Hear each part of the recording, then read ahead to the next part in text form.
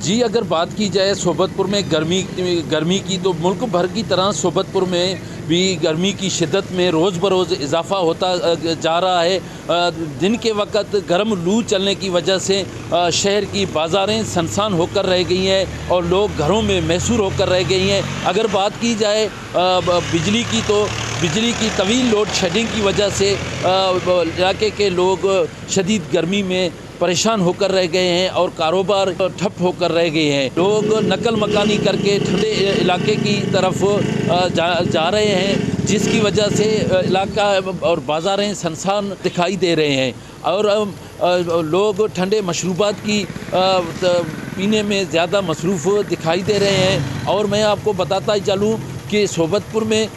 جو شدید گرمی اور گرم لو چلنے کی وجہ سے جو ہے نا قے اور الٹی کی بیماریاں بھی پھیل گئی ہیں اور جس سے بچے متاثر ہو کر رہ گئے ہیں۔ جی